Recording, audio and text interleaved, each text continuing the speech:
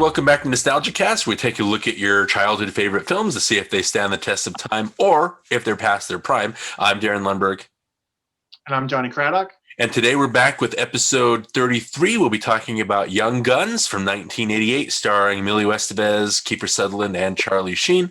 But as we usually do, before we get to the meat of our conversation, let's kind of talk about what we discussed last week. What movie did we talk about last week, Johnny?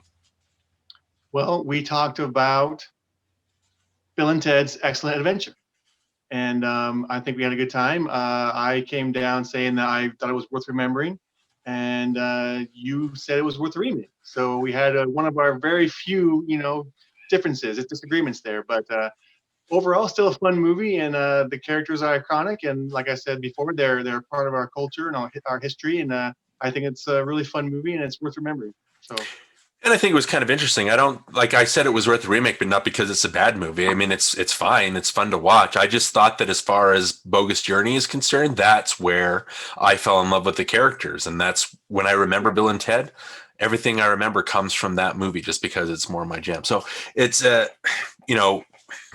of the things we want to talk about with worth a remake, worth remembering, we're not really saying, when we say it's worth a remake, we're not saying, oh, this is terrible. Like, this is such a bad movie, they need to do it again. Our initial discussion, especially in our Jazz Singer episode, was, would we be offended if we found out that this movie was being remade? Or would we hear it and go, yeah, they could do better. It's that kind of thing. It's not necessarily saying that this is a terrible movie and they could have done so much better. And Bill and Ted is definitely, like you said, it did make a stamp on pop culture. Bill and Ted, and especially Keanu Reeves, and to a lesser extent, that sounds negative, Alex Winter, who's a talented documentarian in his own right, they have become part of our pop culture lexicon. And I think they owe a lot of that to Bill and Ted's Excellent Adventure. Yeah, I would agree with that. Okay. So again, that's feel free to disagree with us, whatever you want. We're not here to make enemies. We're just here to kind of have discussions. But let's kind of move on to our main topic. Let's talk about Young Guns. But before we do that, let's go ahead and watch the trailer. Can't go north because Murphy's got men coming out of Fort Sumner. He can't go south because he's got Brady coming in. East is no good because he's got John Kinney coming up now. Let's dance. Regulators! Let's settle up!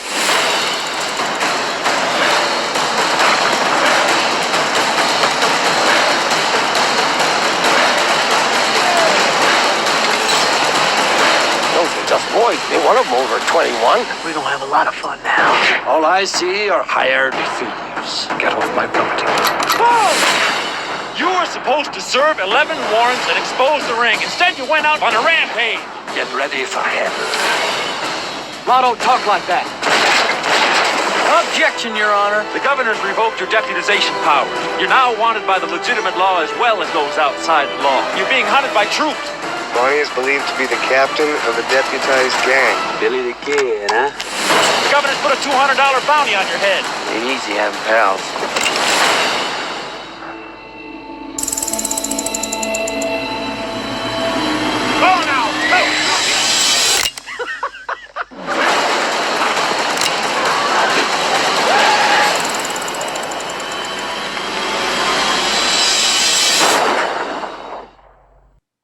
Okay, Young Guns, 1988, directed by Christopher Cain, starring a whole mess of Brat-Packers.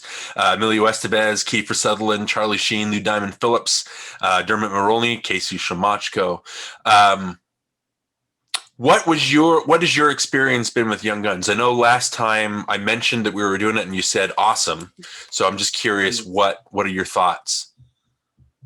Well, Young Guns is a movie that I watched quite often, and I always really enjoyed it. I think it's a great movie. I like the cast. I like seeing them in those roles, and I think they all did a really good job. And having watched it again for this podcast, I can say the same thing. I still really enjoy it. I still think it's fun. I like the characters, and I like the storyline. So overall, I really like this movie. I think it's a great movie. Okay. Did you see it in the theater? Did I ask that? No, I didn't see it in the theater. I don't remember when I saw it. I know I probably saw it with my family. because we did that quite often. We'd watch movies together a lot. And then we'd watch it a lot after that. We watched it, I'd probably say at least, every other month we'd watch it again. It was like something we watched on a regular basis. And so, like other movies, it was a movie that was a big part of my childhood. And so, like I say, I have fond memories of it and I really like it. Okay. As far as my memories go, I do remember seeing this in a theater. I think I mentioned a friend of the family, Veda, before, who used to take me to movies when my mom couldn't. And I know this was one that she took me to. I know this 1988, that was the summer of Die Hard. And though, Die Hard's the type of movie, it's good when you first see it. And I think over the decades, it's kind of gained in traction and gained in respect and become kind of a classic of the action genre. I think Young Guns is still very much 80s. And that's something that we'll talk about, obviously, because of the music and because of the stars. There's a cameo that happens late in the movie, and I know we talked about him during Taps, where it seems like it's a weird world where one of the stars of that show was kind of not top billed, and so it's kind of the same thing happened here. I do, though, the Old West has always been a fascination for me, and I think that has to be with, I think, the lawlessness of it, the kind of, you make your own way. And when there were troubles, they were decided with gunfights, just very simple. They had a lot of courts and things like that, but it was still, if somebody wronged you, you just went out in the street and you shot each other. So it was kind of a frontier justice, a black and white type of thing. So I've always been obsessed with the Old West. And I don't know if my obsession with the Billy the Kid story happened because of Young Guns or was kind of emboldened and enriched by the movie. That's me, like Old West, that's it in a nutshell. Are there any time periods that you're kind of addicted to and that you would like to have lived in? I don't know. I never really thought about it. But as far as Old West movies go, I watched a lot of those growing up. My dad would always be watching Old West, John Wayne movies and that kind of thing. And so I would see a lot of them just because he was watching it. I never really grew a fondness for them. I appreciated them for what they were, but I never became a huge fan of the Old West and a bit of Western movies in general. However, I did like Young Guns, so I can say that. And there's a few movies that I really like that I responded to positively, and that's one I can think of is Open Range, the Kevin Costner movie. And about that movie, it's kind of a slow going as it moves along. It doesn't really propel it very fast, but the end really struck a chord with me, and so that movie's always kind of stayed, the forefront of my mind because it was so well done at the end. The character gets revenge at the end, and it's really great to watch. And so I like that movie. And then, of course, there's, Tombstone and Unforgiven and, I like movies like that. Not so much the Wyatt Earps or the Dances with Wolves, the big, long, drawn-out Westerns I have a hard time with. But the ones where they're kind of short and sweet and they're just kind of they have the storyline and they tell the story. I like those movies. I like those ones. They're fun to watch. But as far as a time period, I don't know. I never really thought about it. Maybe just I don't know. I'm stuck in the 80s still, so maybe the 80s. Right. And I don't know what it is. I mean, in school and things like that, just the Old West has always had that kind of fascination for me. I think, you mentioned movies like Unforgiven and Tombstone and things like that. And Unforgiven, if, you were to push me, I think that would probably be my favorite Western, just because it's a culmination of a career and the way that every scene is kind of like its own individual short story. I didn't have a dad I didn't have a dad for a while, obviously, but, I don't think my dad now was into Westerns as much. And then we've talked about when I started really getting addicted to movies during the 90s, and I started watching a little bit of everything. And that's when I started watching the John Wayne Westerns. And, John Wayne is he's an icon. But I don't know if this might be controversial. I don't know if he's one of the greatest actors. He's very stiff and he's more of a persona. And even in The Searchers, which is one of the great all-time Westerns, and it's a think piece and it's really hard hitting. That whole movie is about, his niece gets abducted and kind of becomes an Indian, and he's a racist. He's really just raging racist. He's a horrible kind of got old fashioned ideals. And there's a part where he finds the niece, and his whole thing is he's going to kill her because she's become kind of tainted. And so they do this. I've always remembered there's this one shot where it's supposed to be really dark, and instead of just charging in there, John Wayne does this thing where he takes out his gun and he twirls it on his finger. And then he goes, all right, now I'm going to get you. And it was like, what was that, man? Like, it's just part of his persona. But then there are other movies like Red River or Stagecoach, which is one of his first ones, where he's, obviously you can tell he's an icon. So a lot of people will have John Wayne as, that's Westerns to them. But me, I wasn't. That wasn't really, I kind of, like I said, got introduced to John Wayne later. I think Young Guns was probably one of the first Westerns that I did become obsessed with, just again, because of the Billy the Kid story. So, and then like you said, it's still an enjoyable movie. I don't know if a lot of it is because of the nostalgia that I have for it, but that's something that we definitely want to talk about.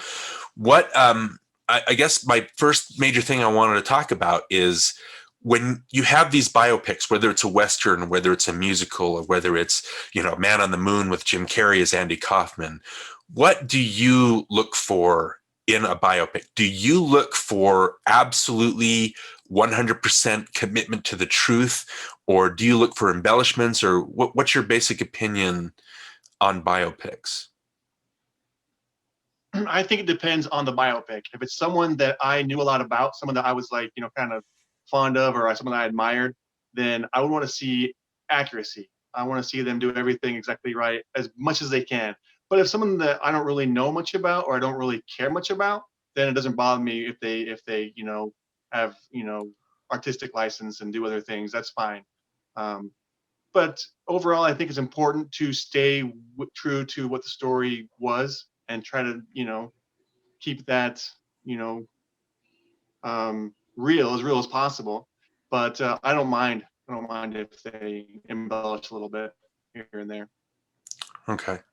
Well, one of my favorite biopics is Amadeus, the Milos Forman movie. And that is one of the most historically inaccurate movies ever made, because Salieri and Mozart were not bitter enemies to the death. They were actually friends and they worked together. But as a movie, it's very sumptuous and it's just rapturous to the ears, and just the whole drama, the way that they wrote those characters, that, it was a play first, and that actually works great, and it's translated perfectly to the screen. So me personally, as long as it's still a good story, I don't mind them embellishing. There was a big brouhaha over Bohemian Rhapsody, where people just wanted the absolute Freddie Mercury story. And a lot of the people, the timeline was messed up and they never broke up and stuff like that. And to me, it's like, well, if you really want accuracy that much, then you probably want a documentary, because sometimes fiction or drama doesn't hold that same thing. I know, like with Apollo 13, you do the whole thing with Houston, there's a problem, and there's the chaos going on that the Aquarius or whatever. But in real life, if you listen to the radio, actual recorded radio of the astronauts on the ship, it's very calm, and there's no drama, and they're taking it just as it comes. And so to me, that doesn't translate as well when you actually put it on a movie. So with Young Guns, I don't want to be one of the podcasts where we go through and I just nitpick everything that they get wrong, because on the whole, I think and it had the reputation for a while of being the most accurate Billy the Kid story that they had on screen. But I do want to mention, and again, the things that they change, I think kind of help, and some I'm kind of confused by. So maybe I can get your opinion on some of these. Well, some of the liberties that the movie takes. And number one, when you watch a biopic, if I have any advice for any fledgling movie watcher, never trust anything that the biopic says. if you want to know what the true story of these people are, do the research for yourself, right? Get a book or go on the internet, or, even read a Wikipedia article just to find out what the actual true story is. So you don't go around thinking, oh yeah, just because it happened in the movie, that's how it happened in real life, because that's usually not how it is. So a couple of things is, with the Regulators, there were not just 6 or 7. There were times when there were as many as 20 Regulators working at the same time. They did not, I believe in the movie, Charlie Bowdry says, when they first meet Billy, and he's like, we're Regulators, we make sure that all John Tunstall's cattle doesn't get stolen. But they actually didn't adopt the Regulators name until after Tunstall was killed. The other one too, the two big ones, is the movie paints John Tunstall as a kind of a fatherly type in his 50s. Terrence Stamp plays him. In real life, though, John Tunstall was a 23-year-old young man, almost as young as the boys that he was working with. He wasn't totally innocent of everything. He was just as kind of bloodthirsty as the Murphy Dolan faction, where he hired the boys to be protection for their gunslinging abilities. And so he wasn't really this fatherly type. And then the other thing too, the other big thing is Murphy and Dolan, it wasn't like it shows in the movie with Jack Palance. It's not Murphy that was the big bad guy. Murphy, by the time in the 1880s, when this took place in New Mexico, he had contracted cancer, and he'd actually left the county and was tending to his sickness. And so it was Jimmy Dolan, who was, again, one of the younger, more bloodthirsty type. He was actually the bad guy that Billy and Tunstall and everybody faced against. So as far as the big, we can get to some other inaccuracies if we need to, but those 3 things are the biggest kind of changes from history. I understand. And again, this is what I'm talking about when you make a real life incident into a movie. I completely understand the point of making Tunstall a fatherly type. Billy the Kid was orphaned at a young age. He didn't really have someone to look up to as far as a father goes.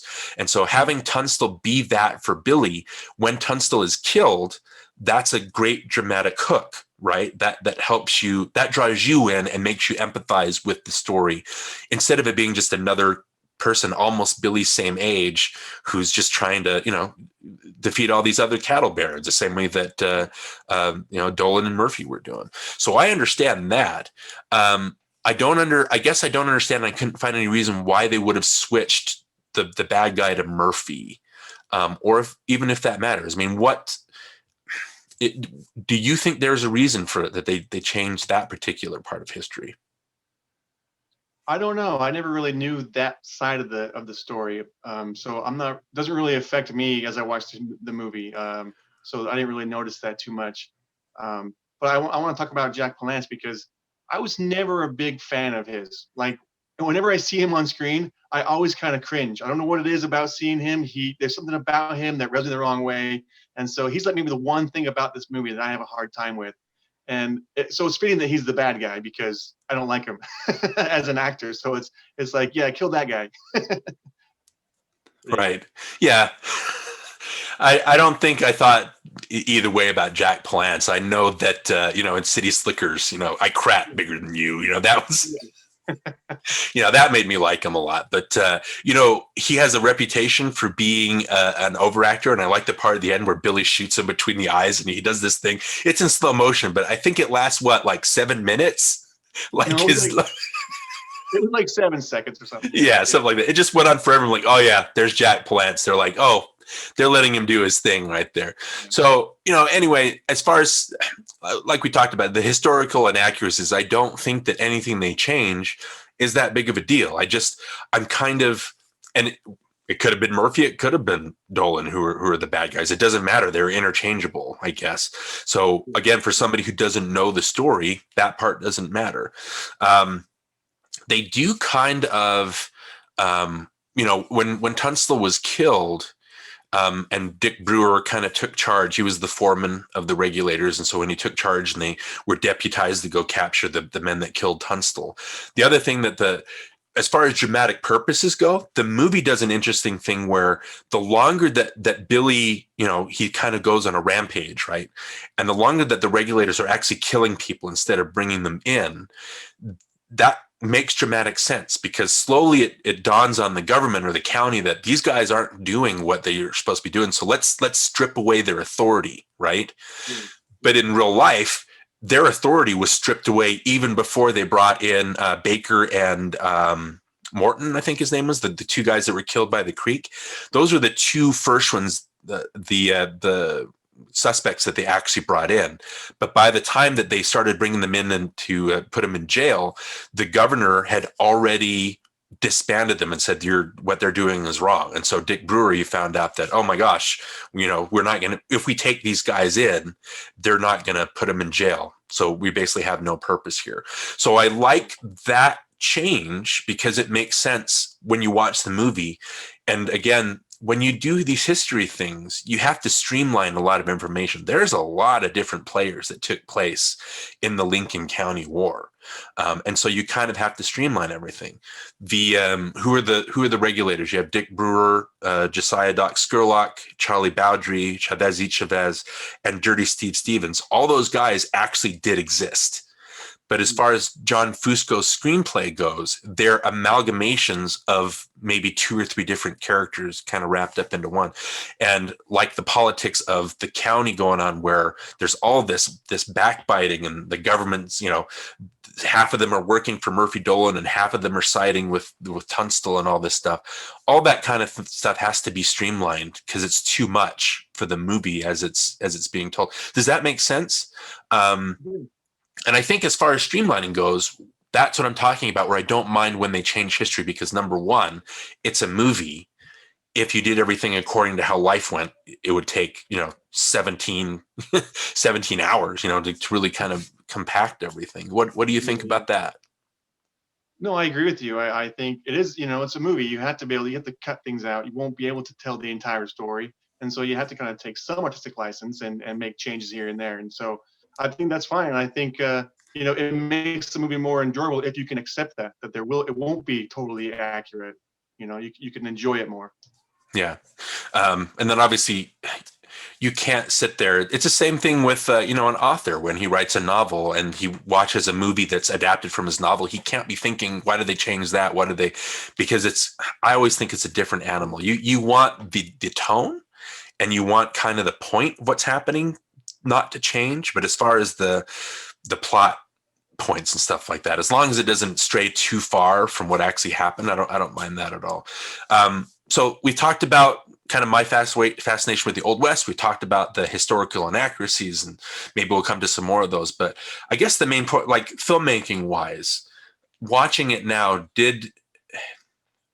I think it kind of changed for me as far as I looked at the movie, especially in light of, and it's kind of like when we talked about last week with Bill and Ted, how Bogus Journey made me not appreciate Excellent Adventure as much. I think Young Guns 2 being a better made movie, I think made me not as appreciate this as much. Were there any, you like to talk about how you noticed filmmaking issues that you didn't notice as a kid. Were there any things that you noticed this time?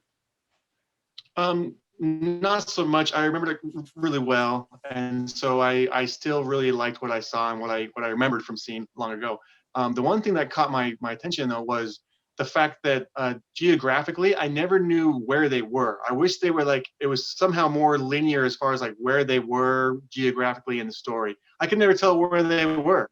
They would talk about going west or going south or going east, and it was well, which way are they going, and can they show me which way they're going? It was I never really knew. So I had a hard time placing where they were, what state they were in, what city they were in, at what time they were there. And so that kind of threw me off a little bit.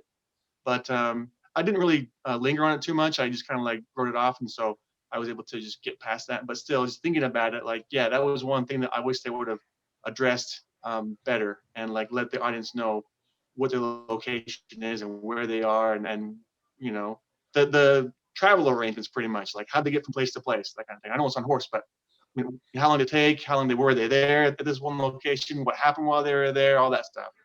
I wish there was more of that. Okay. Well, I guess the thing we should mention is the director, Christopher Cain. He's, what was he known for? He directed Pure Country, and he directed The Next Karate Kid, which we talked about 2 episodes ago. The woman that plays McSweeney's wife in the movie, she is actually his wife in real life, Mrs. Christopher Cain. And Christopher Cain is also, when he got married to Sharon Thomas, he adopted her sons, and one of her sons is Dean Cain from Lois and Clark fame. So there's a connection there. I don't like watching the movie this time. There are certain things that you associate with Westerns. I know that Dean Semler, who did the cinematography for the Road Warrior movies, and then he did Dances with Wolves and a lot of other big movies after this. I don't know if there's, like, as far as Westerns go, there's no big sprawling shots that you usually associate with Westerns. Like you talked about, like, where's the landscape? Like, what's the landscape of it? It seems very small and enclosed. I don't know if that was a creative choice or if that's just, so, I never really. I wonder if it was budget or if it was like time constraints or something like that. Yeah. I don't know. Who knows? Yeah, I mean, but as far as the movie itself goes, I don't know if it's got the style of, that I kind of enjoy out of Westerns, especially, like we talked about, after getting addicted to John Ford movies and Howard Hawks movies and, My Darling Clementine, we talked about historical inaccuracies. I'm a big fan, too, of the Wyatt Earp story. He's one of my idols, not because I want to be like him. I just love the idea of a man that, had to fight his demons and became the thing that he was fighting against, all that stuff. But My Darling Clementine is also one of the most historically inaccurate movies ever made. But that's one of my favorite Westerns. It's my favorite version of the Wyatt Earp story. So historical facts don't really affect me that much as long as there's a good story being told. But like I said, there's no, like, with My Darling Clementine, with Stagecoach, with The Searchers, with Red River, with, The Wild Bunch, Peck and Paw. I never got a sprawling sense of, epic kind of feel that, oh, this is a Western and it looks great on a big screen, because watching it on a TV at home or on a laptop, Young Guns kind of fit. It was like, oh, this is perfect for TV or for home viewing, because it's not one of those big sprawling Westerns. I can see that.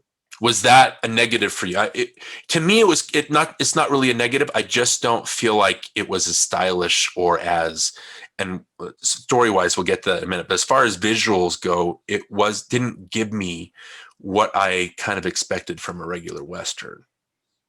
Yeah, I would agree that it's not as visual as other Westerns. But I think overall, the Billy the Kid story and the portrayal of Billy the Kid by Emilio Estevez draws me in enough to keep me engaged enough to, enjoy myself. And so I can get past it not being this, sprawling cinematic masterpiece or whatever, because it's got this character that I want to, attach myself to, and I want to go on that ride with him. So, so overall, it's not there, but it's fine. It's fine, and it's not. It doesn't affect the movie for me. Okay. Well, since you brought it up, let's talk about the 6 guys. Let's talk about how the actors do, just really briefly.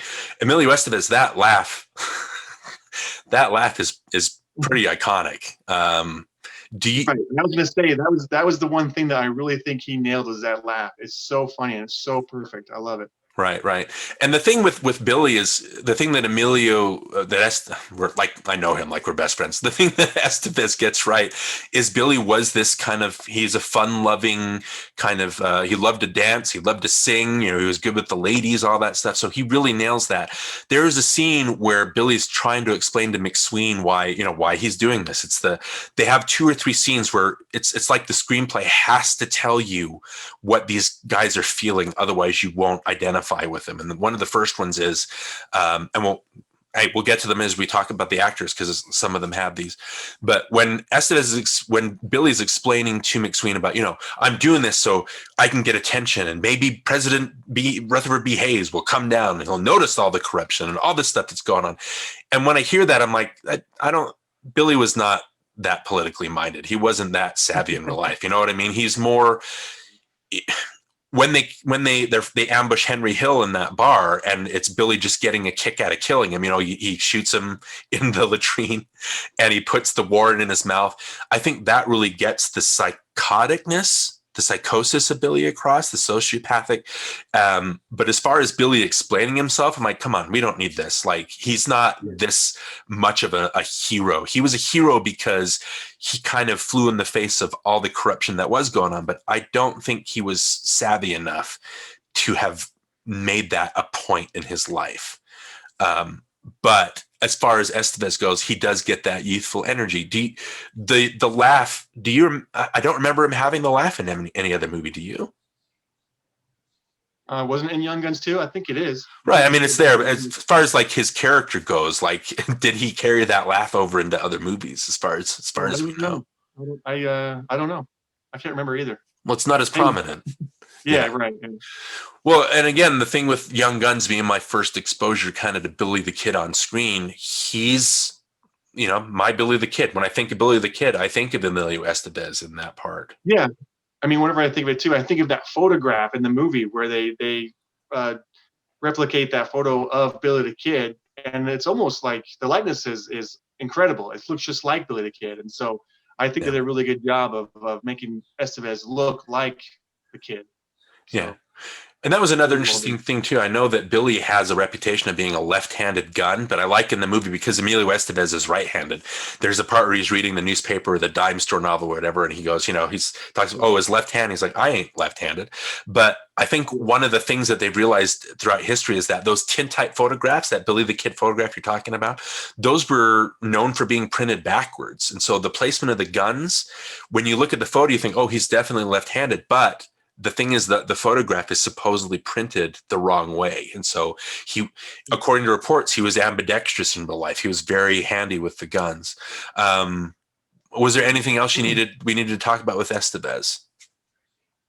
No, but as far as that speech you were saying about getting the president's attention, that would have been more of a Dick character speech to give. Like, I could see Charlie Sheen's character giving that speech and not so much Estevez's character. Right. Well, perfect segue. How do you think Carlos Estevez, how do you think he did as Dick Brewer? I mean, I always liked that character growing up. And so it's I don't know, it's kind of fun seeing, brothers be in movies together. So it's fun seeing Charlie and Emilio together.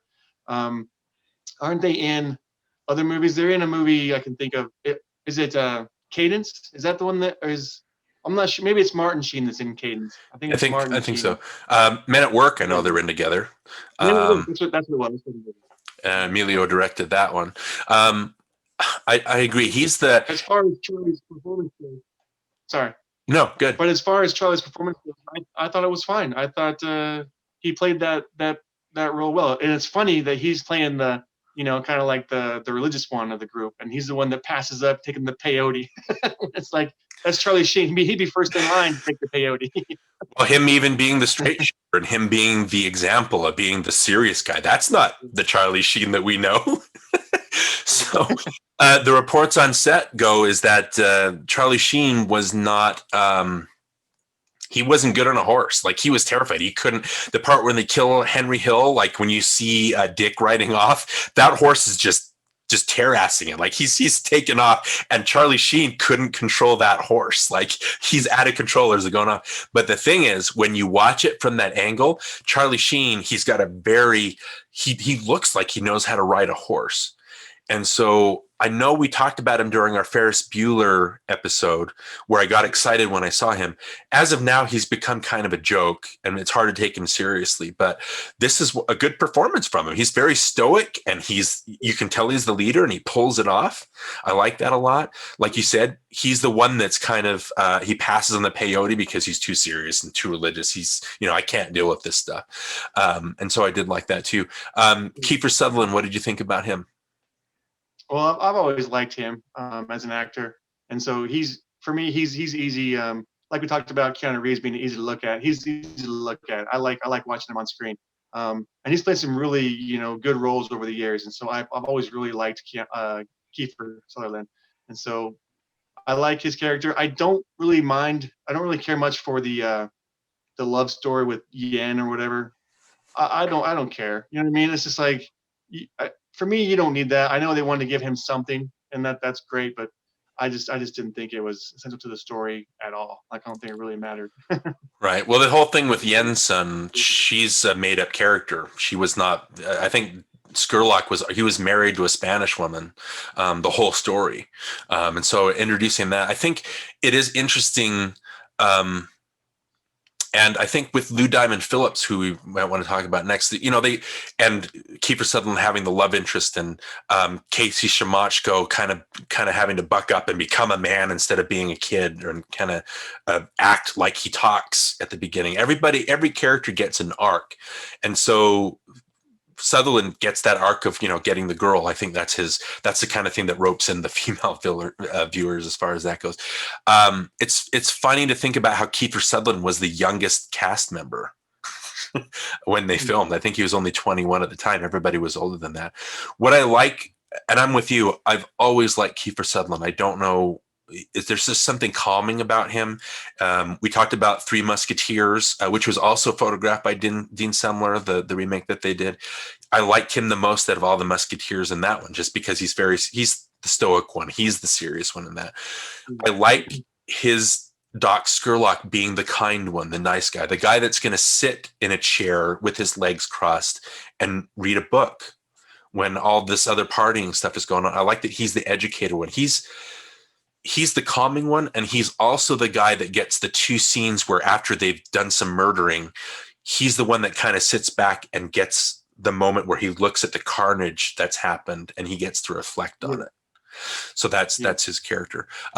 Lou Diamond Phillips, like we're talking about the scene with Emilio Estevez saying, I'm going to get Rutherford B. Hayes' attention down here.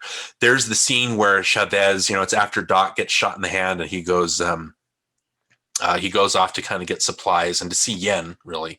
And there's a scene where Chavez basically tells the group that he's leaving, and, I'm tired of all the killing.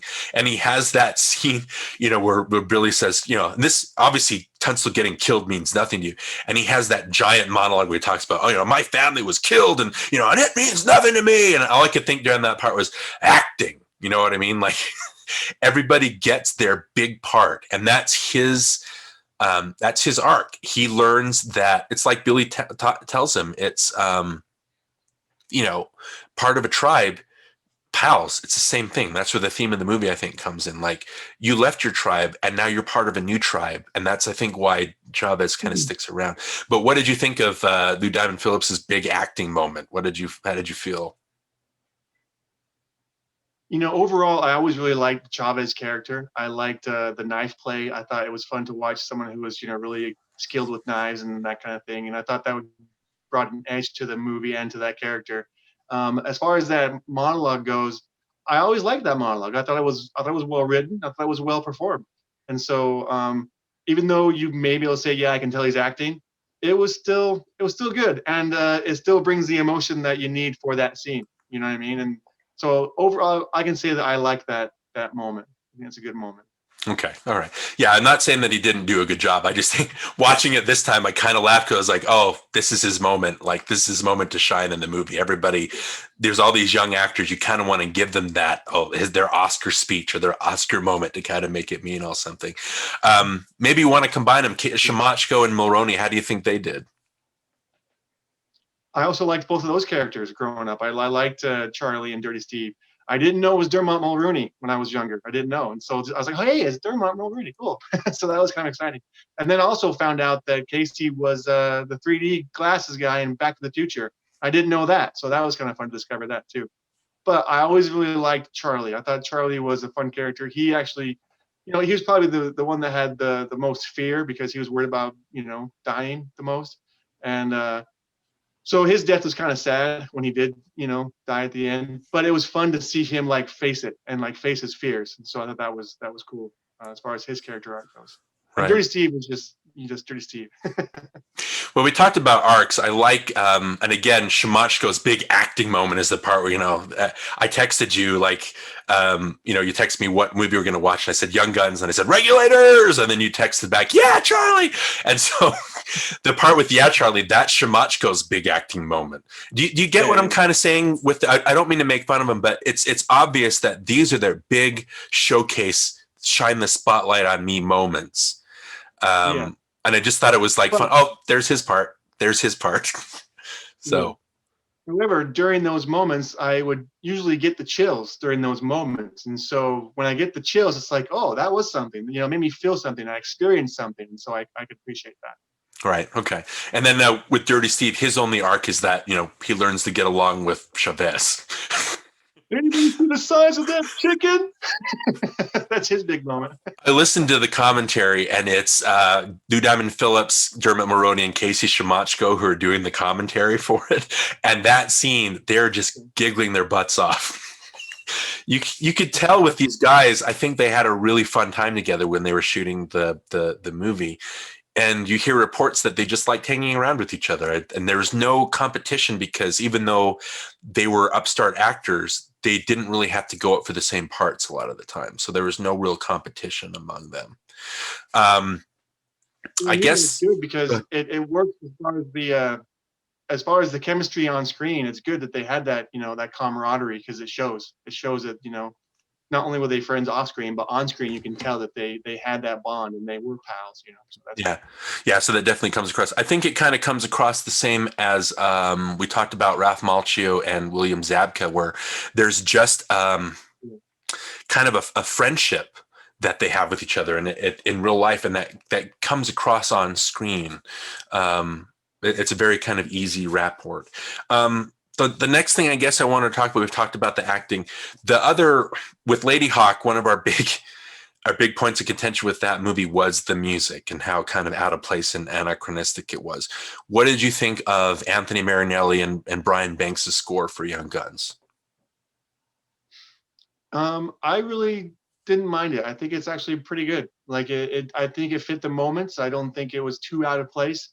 You did send me a link to a score that was it by the guy who was going to do it? Is that what you said? Or is it by the guy who just redid it or something? I'm not quite sure. It was, they originally went because Christopher Cain had worked with James Horner before on some previous movies. So they had James Horner that was, they signed on for the score, and he wrote a whole music score for it, I believe. And when it came time to attach it to the movie, Christopher Cain looked at it and said, it's too ethnic sounding. It's too Irish, because I think Murphy's character is from Ireland. And so I like to say that James Horner, like in the Titanic score, the man that invented the Titanic, he's Irish, part Irish. And so he used that as an excuse to have the bagpipes and stuff for that score.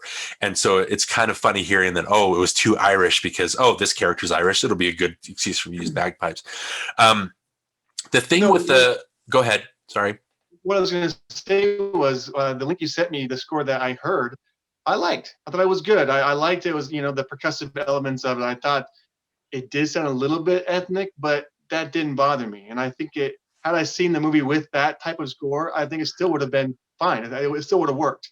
It works for the one that's on there now, but the one that you sent me, I think also would have worked and would have,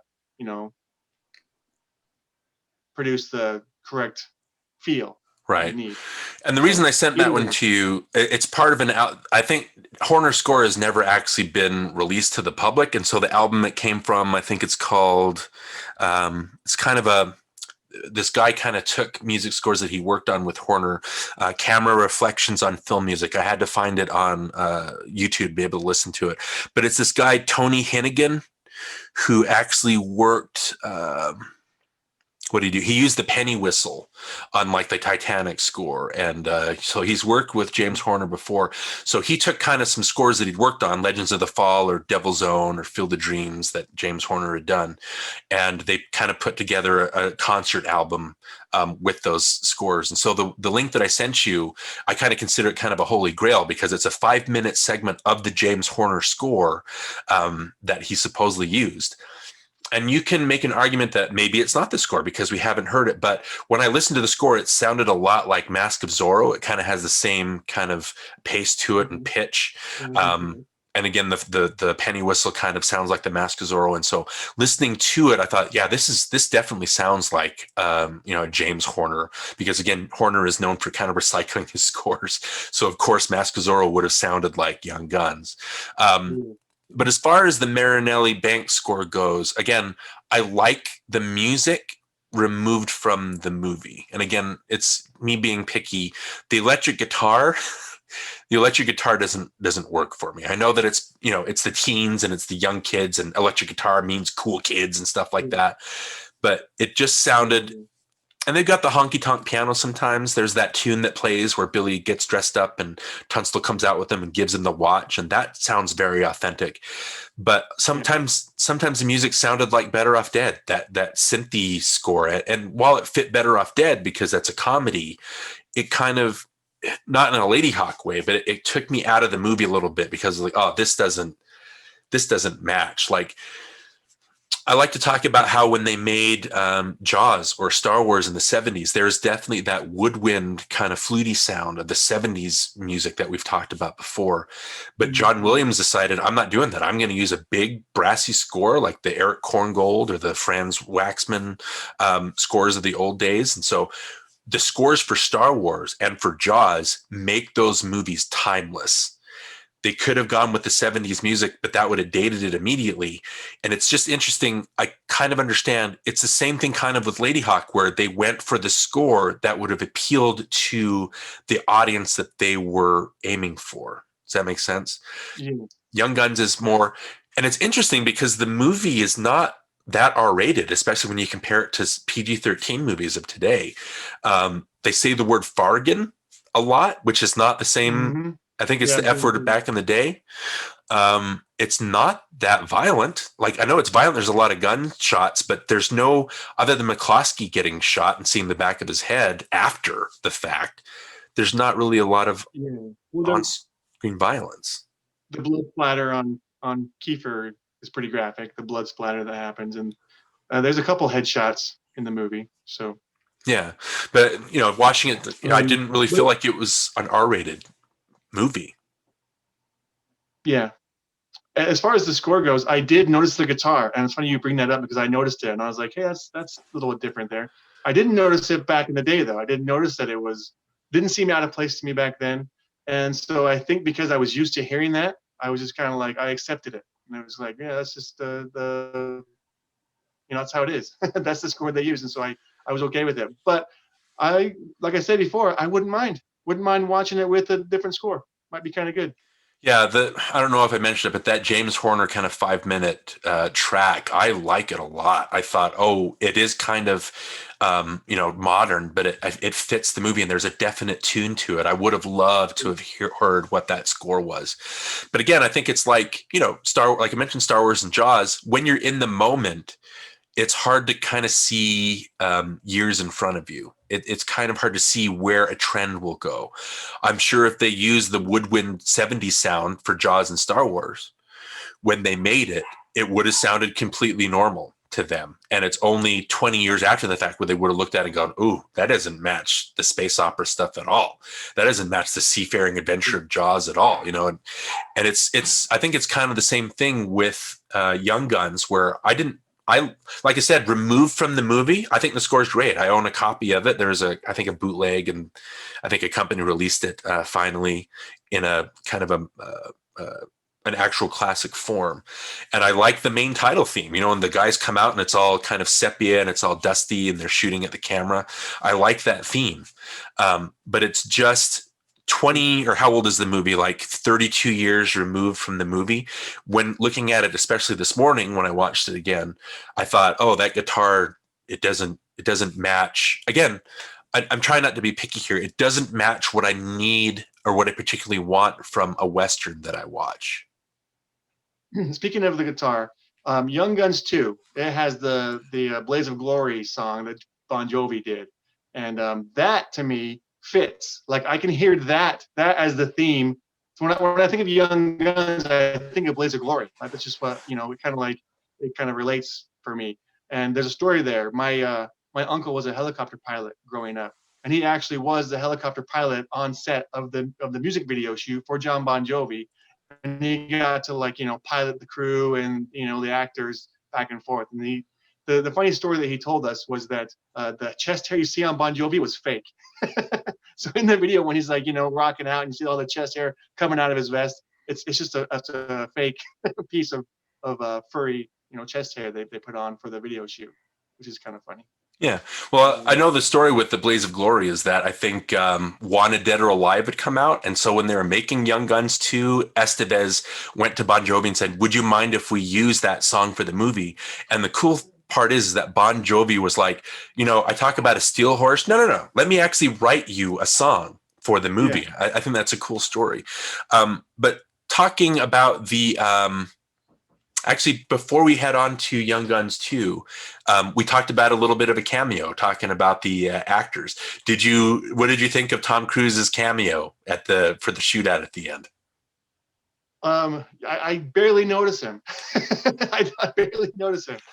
So I think it's fine. He's there. It's kind of fun. But well, the story there is, like we talked about, Estevez and Tom Cruise knew each other from The Outsiders. They were really good friends. And like we talked about with Taps, it's funny that Tom Cruise, knowing him now, like, why didn't we see his name above the title?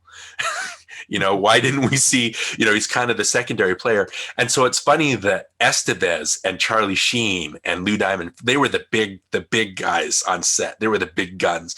And so Tom Cruise came on just to visit.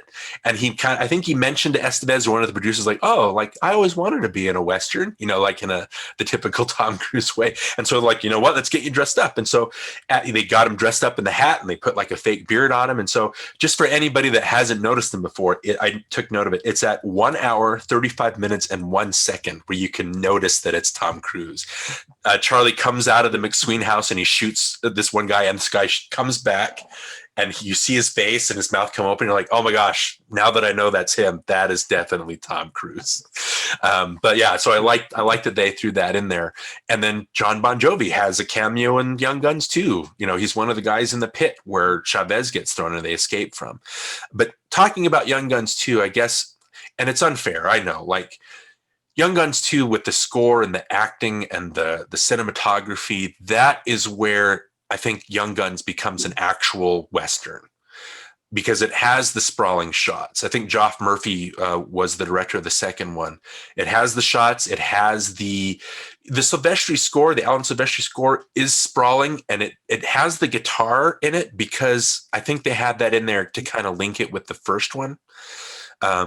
And so the guitar stuff doesn't really work for me in the second one, but his theme, the drama theme for Young Guns 2 is very big and epic, and it works great. The cinematography works great. I guess my other issue with the first Young Guns, with it not being very cinematic or having those Western shots that I'm looking for, is it's more of a shallow type movie. It's more of a surface level. There's nothing really going on. Like, I don't get, there's a part where they go to the McSween house and Alex, we got to get you out of here. It's like, I can't leave. And Billy goes, Alex, if you don't leave, then you're going to get killed. And then I'm going to have to go around and I'm going to have to kill all the guys that killed you. And I thought that was funny, but it was a meta line. And so there isn't really a lot of depth to the first Young Guns, which is fine. You don't need the depth. But Young Guns 2 has that stuff where Billy starts to realize that himself as an image, as an icon, is not what it's cracked up to be. He's having all these guys follow after him, and they're getting killed. Tom O'Falliour gets killed. Doc Scurlock gets killed in that little adobe that they're in, which is interesting because Charlie Bowdry in real life, that's how he died. He was the one that was shot by Pat Garrett. And Doc Scurlock, he wasn't even part of the second movie. He had gone off and he'd become a teacher in Texas and lived a full life and had 10 kids with his wife. So when Billy, especially when Chavez dies, spoiler for those that haven't seen Young Guns 2, it really starts sinking in on him that his image and his legend it's hurting people. And he doesn't feel like he's living up to that legend because there's a lot of cruelty that he's kind of bringing on all of his friends. And so I like that stuff. It pulls me in a lot more than this one does. And I know it's not fair to look at it that way. I know that with Billy the Kid stories, even though it's not accurate, the Peck and Paw movie, Pat Garrett and Billy the Kid, it ends. It's the whole movie is obviously about Garrett and Billy, and it ends with Pat Garrett finally killing Billy like he did in real life. And there's a shot where he shoots Billy and Billy falls out of the house, and then Garrett, James Coburn, Christopher Sarferson plays Billy Bonney, but James Coburn as Garrett looks over and he sees his reflection in a mirror and he shoots it. and then he walks over to the mirror and his image is shattered, because that's the whole point of that movie. It's about the image and the legend and how the reality doesn't live up to the myth. Even that little part of Pat Garrett and Billy the Kid has more of an impact than anything in Young Guns 1988. And so again, I just think Young Guns, the main problem with it, other than the score and it kind of being enclosed, it doesn't encompass a lot of the themes that I look for in a Western. Okay, I can see that. So, I can see why you would think the Young Guns 2 is a better movie. I can see that too. And I agree with that. I think it is. Okay, so you do like the second one better than the first one? What? I do think it's better. Okay, so but they're of a piece, right? I think it's a natural progression, and there's a story that continues, and I think it works. Was there anything else that we needed to talk about with Young Guns? I think the only other thing that I can think of is the end. I didn't understand the point of the deaths, I guess you could say. I know that McSween, he did get shot outside his house when everybody was escaping, but when they all of a sudden they decide to kill Dirty Steve for no reason. You know what I mean? Or when Charlie has that shootout with Kinney, it's like all of a sudden it's like, oh, I guess we have to kill these people now, because even though they survived in real life, they didn't want them to survive. I don't know. What did you think about that ending? Yeah, I didn't like watching those two characters die. I always liked those two characters, so that bothered me. But that end with McSweeney, whatever, getting blown away, that was like way overdone. It was way over the top with the Gatling gun shooting over and over again, and just him getting shot a million times. I thought that was kind of like over the top. Yeah. But yeah. And in real life, there was a Gatling gun there, but McSween wasn't shot with the Gatling gun. He was shot behind his house. He was shot 5 times by probably a pistol. So they didn't. And again, one of the stories is when you see Terry O'Quinn fall, there's no squibs. Like you don't see the shots penetrate his body, because the filmmakers thought they were going to get an X rating by that point, because the movie was so violent. And I was like, I don't think that would have got you, because none of the rest of the movie is that. It's not up to the level of even a Die Hard. There's no real gore going on. But anyway, I just felt like the ending was kind of rushed there. But yeah, did you have anything else you wanted to add before we move on to our final segment? No, I'm good. Okay. Well, as far as like worth remembering, what was that? Sorry. I said, what's the final segment? What's the final segment? No, I just mean our worth remembering or worth a remake. That's what I wanted to kind of the final thing I want to talk about before we take a break for a bit. As far as this goes, I know it's not fair comparing it to the second one. I do like Young Guns. It's very enjoyable watching it again after not seeing it for a bit. I was like, oh yeah, this part, or oh yeah, that part, or I like all this. I just think, to me personally, it's worth a remake, because I think there's more to the story that they could have done besides, oh, here's Billy the Kid and here's what he did. Like I said, with the second one, it was more in depth and they had more of a punch emotionally to it, and it kind of went somewhere instead of it just being a thing happened, a thing happens, a thing happens. They escape the burning building. He shoots Murphy. Now it's over. Pals, that kind of thing. I think there could have been more of a visual kind of purpose. There could have been more of like a focus as far as what the movie was trying to say. I don't think there's anything really profound. And again, that's not I'm not saying that's a drawback and that every movie has to have that. It's just there are more interesting things to say with that story, and they did say more interesting things with the second one. So it's kind of a begrudging worth a remake. I like it, but you could have been a little more artistic with the Billy the Kid story.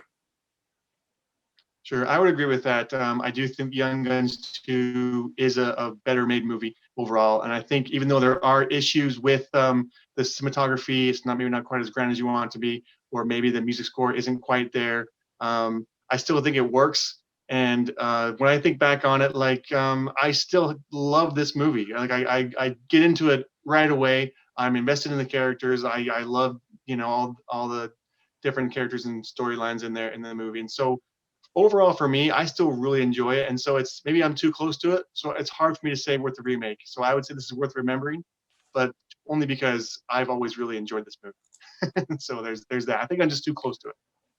Right. And I know there's a lot of people that are close to this. I was close to this. I still think what works about it works. I don't want to say that you shouldn't like this for what it is. And again, one of my main things is you need to judge a movie for what it's trying to do versus what you want it to do. But I don't know what this is really trying to do other than giving us the Billy the Kid story. And there's nothing completely or noticeably profound or... Well, when you watch them both back to back, it seems like the first one is really just setting things up for the second one.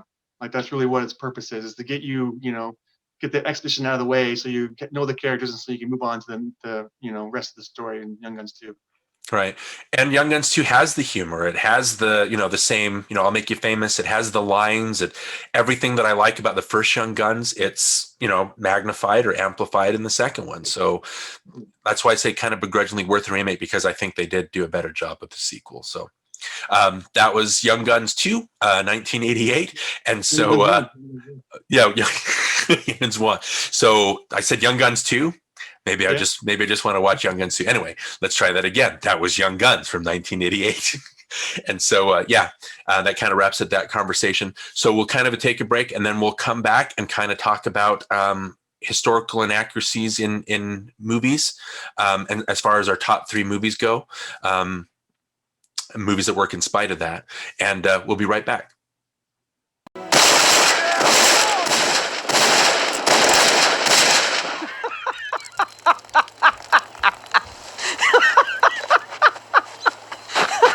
Regulators! And welcome back. Again, that was our conversation on Young Guns. I did want to mention something. I think I timed it wrong. So anybody who's looking for Tom Cruise's cameo, it's at 1 hour, 39 minutes and 1 second. I think I said 35. So if you're looking at 35, they're still going to be in the McSween house. And there hasn't even been a fire lit yet. So you're not going to know what I'm talking about. So late at night, my brain's not working. I'm getting old. So the outro topic I wanted to kind of discuss, we kind of mentioned historical biopics and how they don't necessarily have to be accurate for them to work.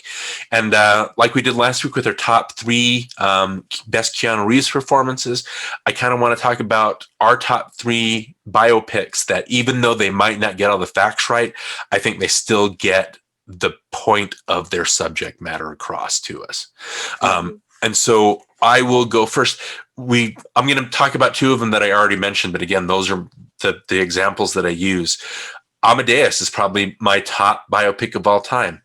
And not because it's historically accurate. Like I said, Salieri and Mozart were not mortal enemies. They were friends, or at least colleagues. They worked together. He did not try to sabotage Mozart and get him killed.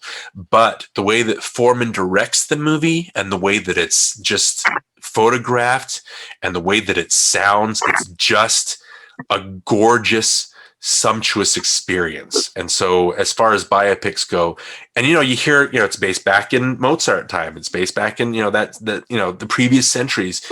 You hear that stuff and you're like, oh, this is like homework, right? I'm going to have to kind of drudge my way through this. But Amadeus isn't like that at all. It is a really entertaining, raucous, fun movie. So that's my first, not so much historically accurate, but great biopic.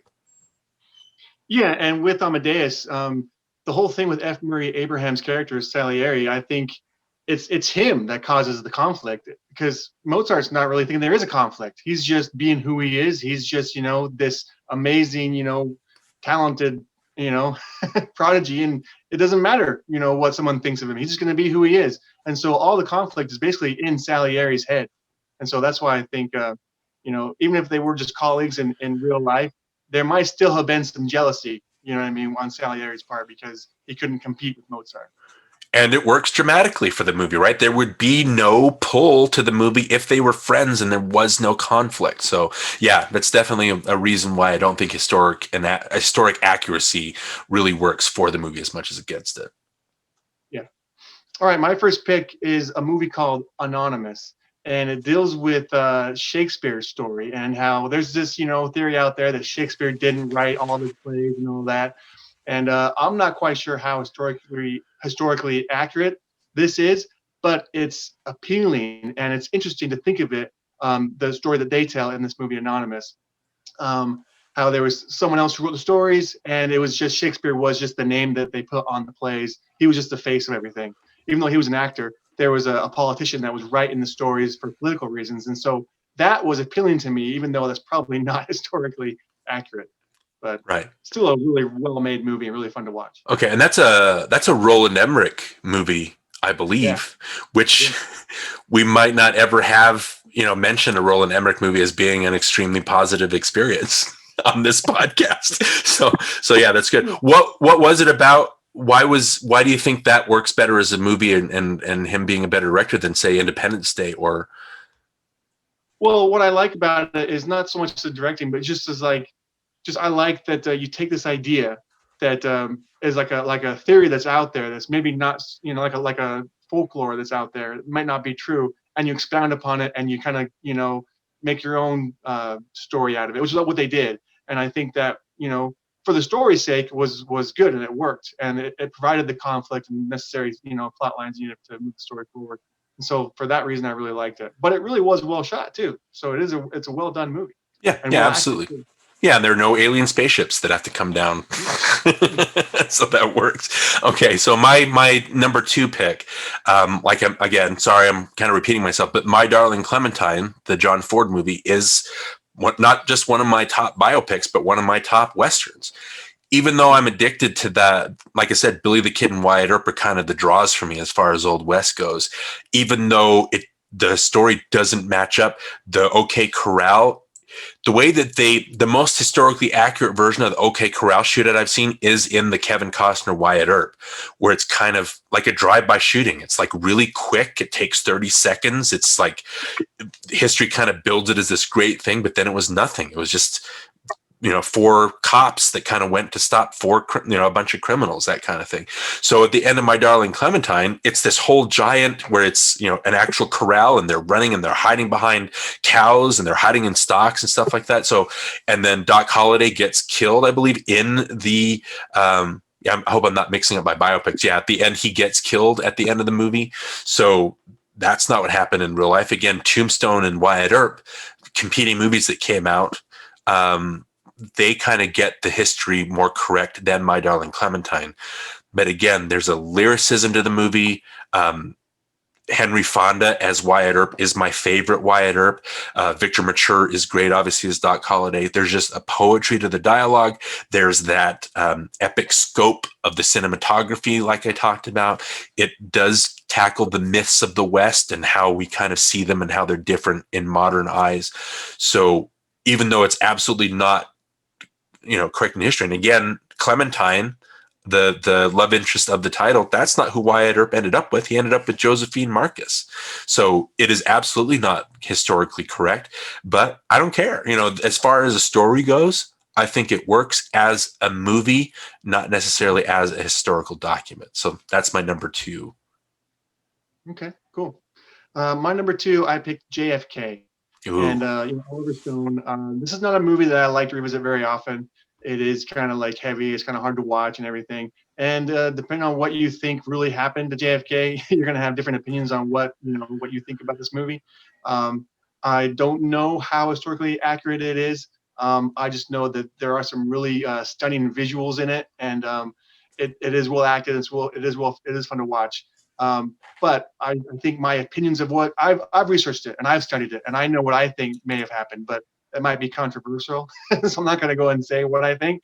I'm just going to say what they do in the movie doesn't match with what I think happened. So, but still, overall, a good movie. I think JFK is one of those movies where I can talk for an hour on it, because as far as historical accuracy goes, I think that movie's about 50-50. And the things that Oliver Stone gets wrong, he gets so wrong that I've known people that it angers them because of how it changes the historical facts. But the thing that's why I don't want to talk about it. Yeah. Well, aside from that, the thing that makes JFK, and again, I don't use this word lightly. I want everybody to understand that what makes, in my opinion, JFK a masterpiece is the way that Oliver Stone is messing with time. He's making a statement on how movies are. And we talked about at the beginning of the podcast, where don't just take this as gospel, what you're watching, because it might not be true. There might be bending the facts. And the movie does it so often that it's making a statement on how we watch movies.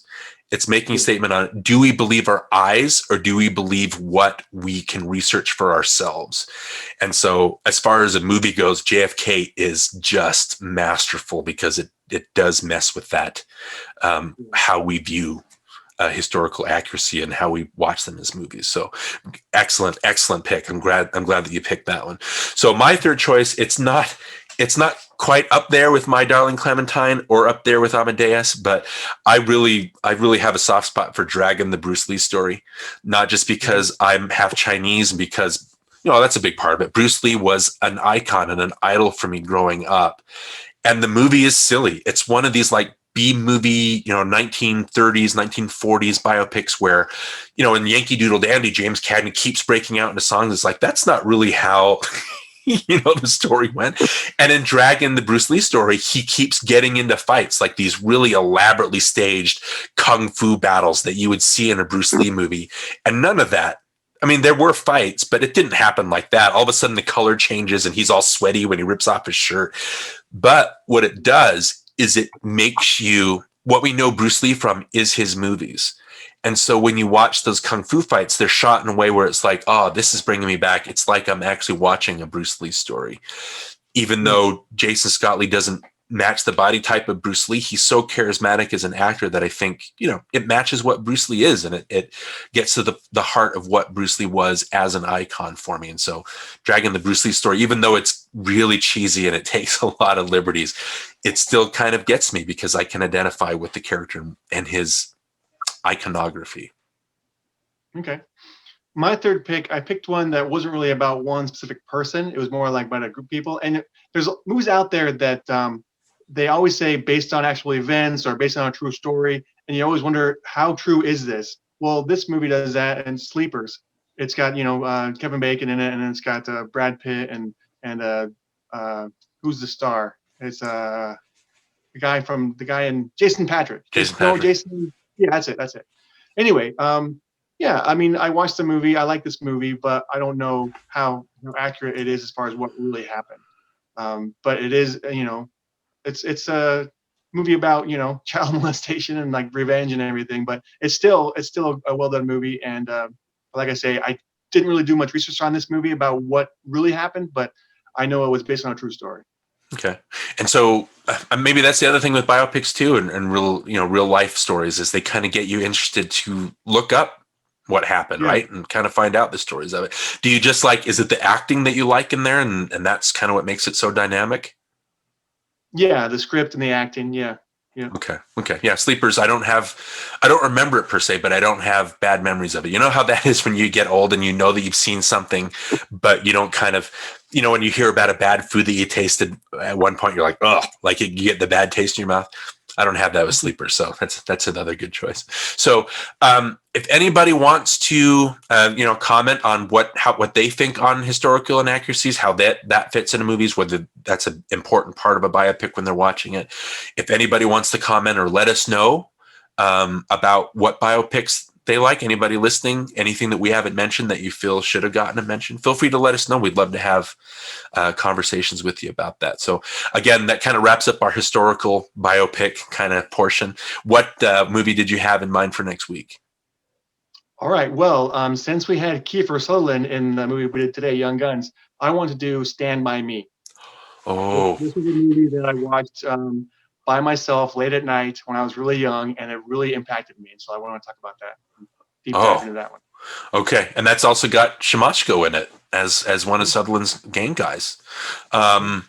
Ooh, that's a good one. I know a lot of people have fond memories of it, and I do, I can see my copy from here. Yeah. RS. Up there it is right there. So I've been meaning to rewatch that one too. So let's absolutely talk about Stand By Me next time. All right, let's do it. Or Stand By Me next time. Did I say Stand By Me? I don't know what's going on. Getting marble mouth. Anyway, so that'll wrap it up for episode 33. Until we see you next time, I'm Darin Lundberg. And I'm Johnny Craddock. And we'll see you next time on NostalgiaCast.